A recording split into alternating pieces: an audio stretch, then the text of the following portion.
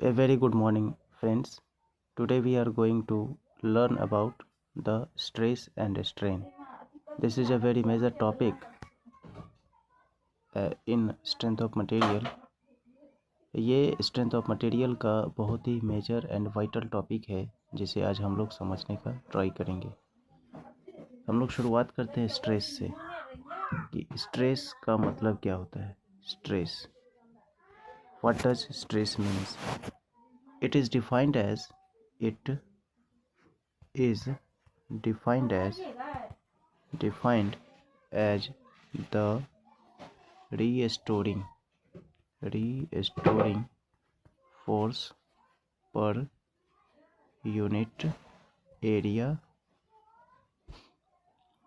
or in a body. Stress is defined as the restoring force per unit area. Means stress is equal to restoring force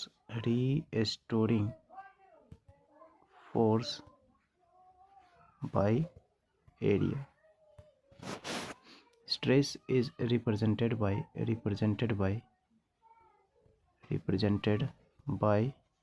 sigma, Greek letter sigma. So sigma is equal to F divided by A. F restoring.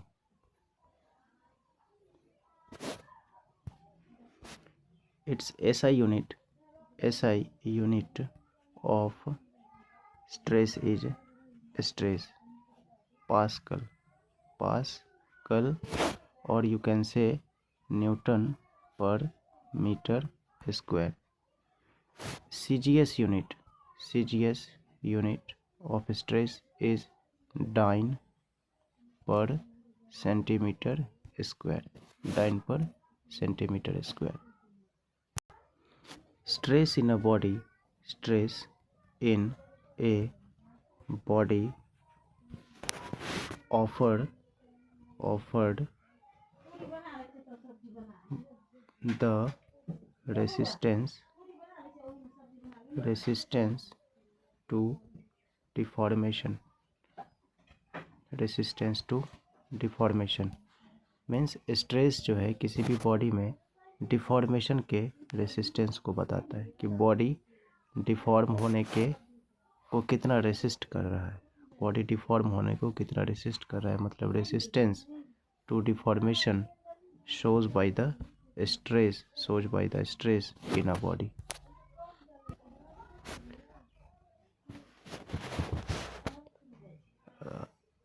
अगर हम stress के types की बात करें, जो general types होते हैं वो होते हैं दो तरीके का। एक को बोलते हैं नॉमिनल स्ट्रेस। इसी नॉमिनल स्ट्रेस को हम लोग इंजीनियरिंग स्ट्रेस भी बोलते हैं, और दूसरा होता है ट्रू स्ट्रेस। एक होता है नॉमिनल स्ट्रेस और दूसरा होता है ट्रू स्ट्रेस। अब नॉमिनल स्ट्रेस किसे कहते हैं और ट्रू स्ट्रेस किसे कहते हैं? Nominal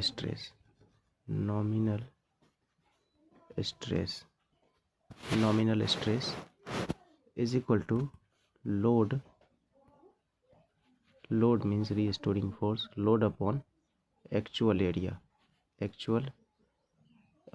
load upon original area, load upon original area.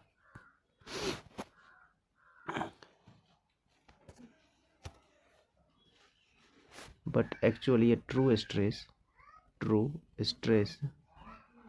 is equal to load upon actual area. इसी ट्रू स्ट्रेस को हम लोग एक्चुअल स्ट्रेस भी बोलते हैं। Construction line, unit of stress is in construction line और design sector. In design sector unit क्या होता है, यूज जो होता है वो हमारा होता है केजी पर सेंटीमीटर स्क्वायर, या फिर मेगा पास्कल, या फिर गीगा पास्कल, या फिर किलो पास्कल। अब थोड़ा सा रिलेशन भी हम लोग समझ लेते हैं। 1 kilo pascal is equal to 10⁻³ pascal. 1 mega pascal is equal to 10⁻6 pascal, और 1 newton per mm square, 1 newton per mm square is equal to 1 mega pascal. 1 giga pascal is equal to 10⁹ pascal, और 10⁻³ newton per mm square, 10⁻³ newton per mm square. Next, our next topic is strain. Our next topic is strain. It is defined as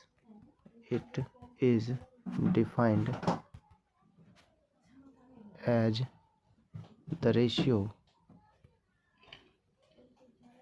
of the change in length to its original length, means strain can be shown as strain is equal to change in length divided by original length of a body. Means strain is represented as epsilon. Epsilon is equal to change in length divided by the original length. Change in length divided by the original length. Strain is dimensionless quantity.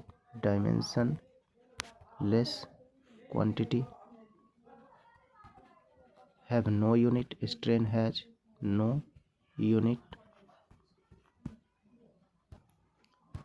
अगर हम pictorial view में अगर हम strain को देखना चाहें तो ये हमारा कोई एल लेंथ का एक बार है, एल लेंथ का कोई बार है। इस पर हमने क्या किया, पी फोर्स अप्लाई किया। एक्चुअली अगर इसको हमने पी फोर्स अप्लाई किया तो जब हम एक्सियली टेंसाइल फोर्स पी है तो ये क्या हो जाएंगे, इसके जो डायमेंशन हो जाएंगे वो कुछ इस तरह से हो जाएंगे। इसके जो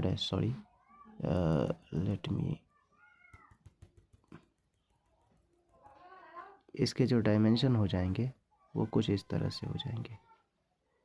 ये तो ओरिजिनल डायमेंशन में आ गए और ये कुछ इस तरह से डायमेंशन खींच जाएगा, पुल्ड अप हो जाएगा। तो यहाँ से क्या हो जाएगा, ये जो डेल्टा एल है, यही जो चेंज इन लेंथ है, यही डेल्टा एल है, और ये जो है वो ओरिजिनल लेंथ है। तो यही change in length delta L, यही डेल्टा एल अपॉन एल जो है वही हमारा स्ट्रेन को रिप्रेजेंट कर रहा है। ये एक्सियली चेंज होने के कारण से इसके लेंथ में बॉडी के बार जो हमने लिया है प्रीवियसली, ये जो बार लिया है ये बार का एक्सियली चेंज आया है, लॉन्गिट्यूडनली चेंज आया है। तो इस तरह के स्ट्रेन को हम लोग लॉन्गिट्यूडनल स्ट्रेन कहते हैं, लॉन्गिट्यूडिनल स्ट्रेन कहते हैं।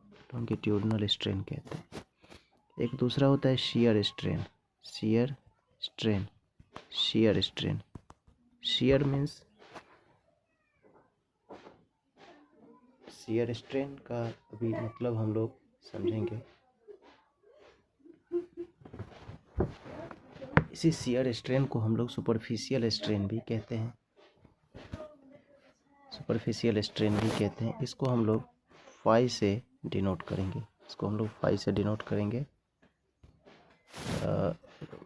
Phi is equal to transverse displacement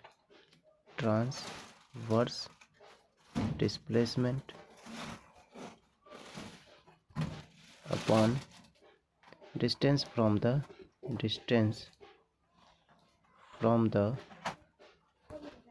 lower face.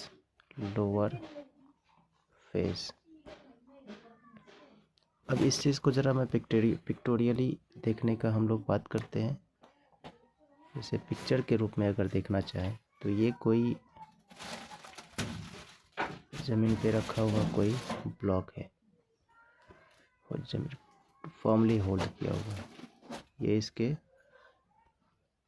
X axis है। इस फेस को हमने ए बी नाम दिया है और इसका जो लेंथ है, इसका जो ये लेंथ है वो एल है। इस पर शियर फोर्स पी लग रहा है। इसका जो लेंथ है वो एल है। मीन्स एल बाई एल का ये हमारा कोई ब्लॉक है। जब इस पे फोर्स पी लगेगा तो इसमें किस तरह का परिवर्तन अपने को देखने को मिलेंगे। ये कुछ इस तरह से ये फेस आ जाएंगे, ये फेस कुछ ऐसा आएगा, ये फेस कुछ ऐसा आएगा, है ना। एक्चुअली में ये कुछ ऐसा था, है ना, ऐसा था। तो ये ए है, ये बी है, ये डी है और ये सी है, सी एंड डी। अब ज़रा हम लोग यहाँ से देखने का प्रयास करते हैं कि ये ए से ए डैश आया और बी से बी डैश आया। तो ये ए से ए डैश आना और बी से बी डैश आना, तो ये जो ए से ए डैश है ये बराबर कितना होगा, बी टू बी डैश। यही हमारा चेंज इन लेंथ है, जिसको कि हम लोग ट्रांसवर्स डिस्प्लेसमेंट कहते हैं। यही ए टू ए डैश और बी टू बी डैश को हम लोग ट्रांसवर्स डिस्प्लेसमेंट कहते हैं। A dash is equal to B to B dash length is equal to delta L. This is called what, transverse displacement.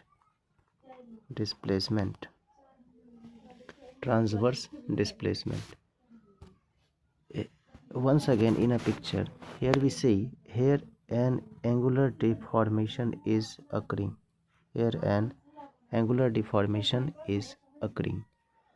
This angular deformation phi is known as shear strain, and its value is equal to transverse displacement upon distance from the lower face, delta L upon L. I mean distance from the lower face is how much? Again this value is how much? L.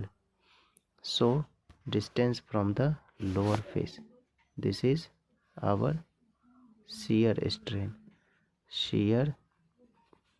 strain. Dimensionless.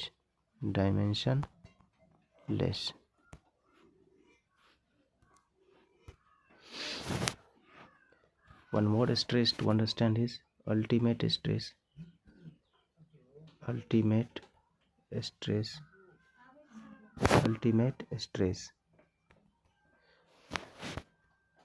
It is defined as the maximum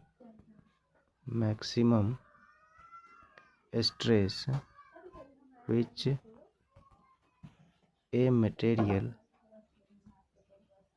a material is subjected to before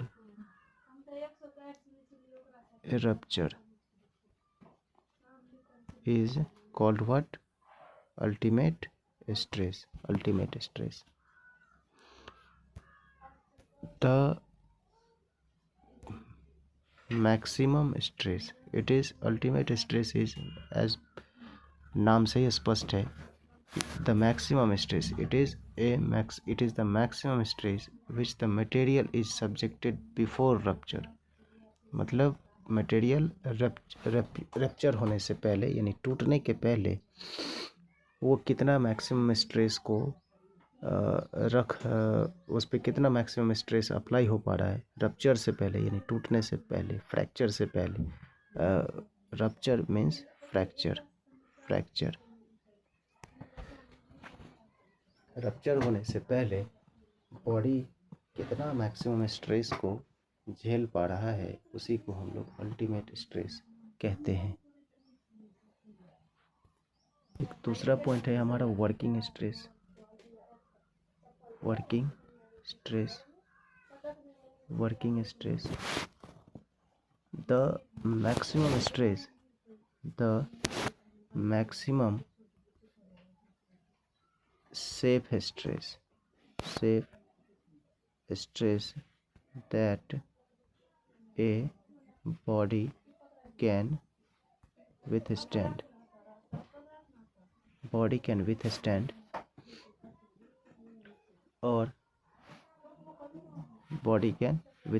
is called what? Working stress, is called what? Working stress. This working stress is also called what? Allowable stress, allowable stress. This working stress is also called what? Allowable stress. The maximum safe stress. Working stress or allowable stress means what? Maximum safe stress that a body can withstand. जहाँ तक body maximum safe stress, जहाँ तक body अपने आप को work कर पाए, उस तरह के वो मैक्सिमम स्ट्रेस को हम लोग क्या कह सकते हैं? अलाउबल स्ट्रेस कह सकते हैं, या फिर मैक्सिमम स्ट्रेस कह सकते हैं। ये हमारा सेफ स्ट्रेस होता है। One more stress to understand is yield stress. Yield stress, yield stress. It is defined as the minimum stress, the minimum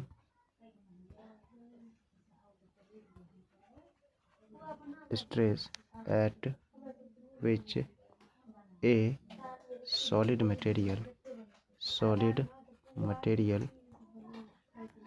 deforms permanently. I mean कि वैसा मिनिमम स्ट्रेस जहाँ पर परमानेंट डिफॉर्मेशन सॉलिड बॉडी में हो जाए। Permanent deformation, सबसे पहली बात तो ये है कि मिनिमम स्ट्रेस है और परमानेंट डिफॉर्मेशन बॉडी के अंदर हो जाए। अगर परमानेंट डिफॉर्मेशन जब बॉडी के अंदर होगा तो इस तरह के जो फ्लो होते हैं उसको हम लोग इस तरह का जो फ्लो होता है उसको हम लोग प्लास्टिक फ्लो कहते हैं। प्लास्टिक फ्लो कहते हैं मीन्स अगर प्लास्टिक फ्लो किसी भी बॉडी में, किसी भी सॉलिड बॉडी में कहाँ पे होगा? जब तक वो बॉडी अपने यील्ड स्ट्रेस को प्राप्त ना कर ले। जैसे ही यील्ड स्ट्रेस को प्राप्त कर लेगा, उस बॉडी में, उस सॉलिड बॉडी में प्लास्टिक फ्लो होने लगेंगे। मीन्स जो मटेरियल है वो परमानेंटली डिफॉर्म होने लगेंगे। इस चीज़ों को हम लोग स्ट्रेस स्ट्रेन डायग्राम में बहुत बढ़िया से समझेंगे। अभी समझने के लिए इतना समझ लीजिए कि yield stress is the minimum stress eight which A solid material deforms permanently और फ्लोज प्लास्टिकली। एक बहुत ही इम्पोर्टेंट फैक्टर के बारे में हम लोग पढ़ने जा रहे हैं, उसका नाम है factor of safety. Factor of safety, factor of safety means factor of safety, FOS, factor of safety. Factor of safety is defined as, factor of safety is defined as the capacity of element, defined as the capacity of the element which its strength, which is its strength, means strength capacity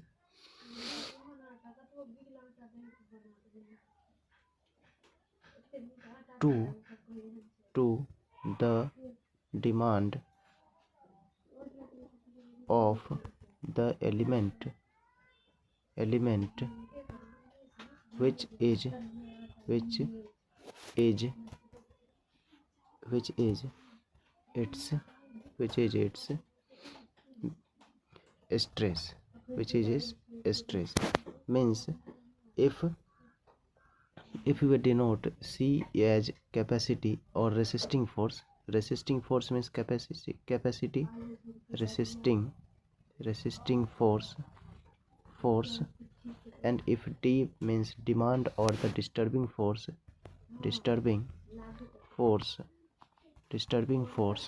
then factor of safety, FOS is equal to C upon D.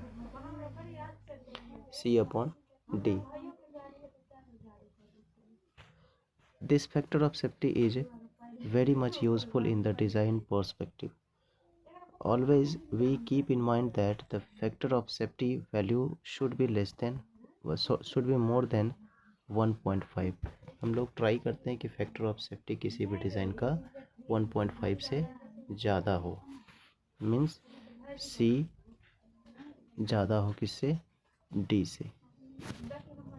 एक का नाम होता है brittle material, एक का नाम होता है ब्रिटल मटेरियल, और एक का नाम होता है डक्टाइल मटेरियल। दोनों के लिए फैक्टर ऑफ सेफ्टी की वैल्यू क्या हो जाएगी, अलग अलग हो जाएगी। अगर ब्रिटल मटेरियल के फैक्टर ऑफ सेफ्टी की बात करें तो ultimate stress divided by the working stress means ultimate stress by the working stress is the factor of safety value for a brittle material। जब हम डक्टाइल की बात करते हैं तो डक्टाइल के लिए factor of safety is equal to how much, yield stress upon working stress.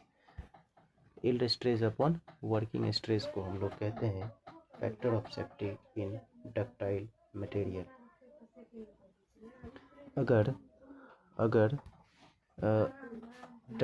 हमारा फैक्टर ऑफ सेफ्टी की वैल्यू अगर 1 के बराबर हो जाए तो मतलब हम ये कहेंगे, तो अगर हम ब्रिटल मटेरियल की बात करें और हम डक्टाइल मटेरियल की बात करें, मतलब कि वर्किंग स्ट्रेस बराबर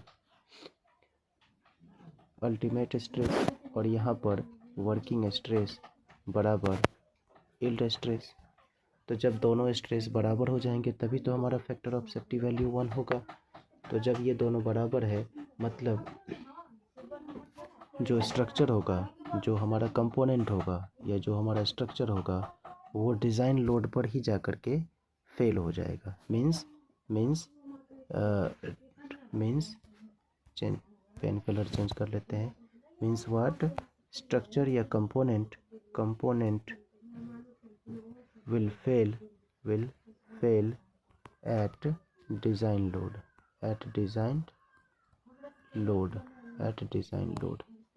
फैक्टर ऑफ सेफ्टी 1 का वैल्यू मतलब होता है कि जो हमारा कंपोनेंट है वो डिज़ाइन लोड पर जा कर के फ्रैक्चर कर जाएगा।